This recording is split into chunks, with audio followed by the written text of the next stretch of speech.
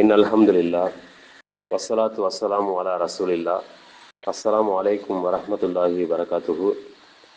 திருக்குரான் நபிமொழி துவாக்கள் என்ற புத்தகத்திலிருந்து இன்று நாம் பார்க்கக்கூடிய பிரார்த்தனை, எல்லா காரியங்களிலும் நல்லதை தேர்வு செய்ய என்ற தலைப்பில். அதாவது, ஒரு காரியத்தை செய்யலாமா வேண்டாமா என்ற குழப்பம் ஏற்படும் போது கடமையல்லாத 2 ரக்காயத்துகள் தொழுதுவிட்டு பின்வரும் துவாவை ஓத வேண்டும். அவ்வாறு ஓதினால் அந்த காரியம் நல்லதாக இருந்தால் அதில் அல்லாஹ் நம்மை ஈடுபடுத்துவான். அது கெட்டதாக இருந்தால் அதிலிருந்து நம்மை காப்பாற்றி விடுவான். இந்த செய்தி நூல்கள் புகாரி மற்றும் திருமிதியில் பதிவு செய்யப்பட்டுள்ளது.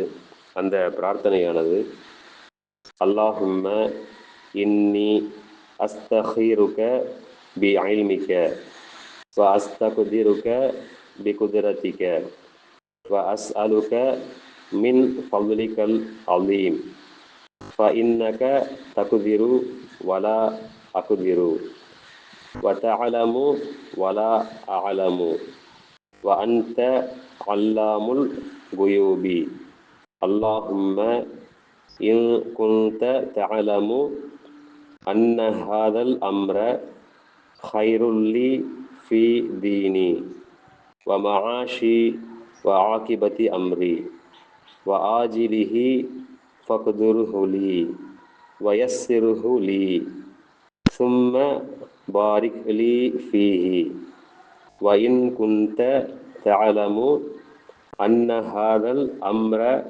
شر لي في ديني ومعاشي وعاقبة أمري وآجله فاصرفه عني واصرفني عنه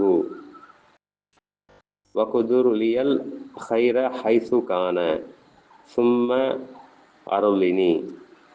என்னுடைய பொருள், இறைவா, நீ அறிந்துள்ளபடி எது எனக்கு நன்மையோ அதனை உன்னிடம் நான் கோருகிறேன்.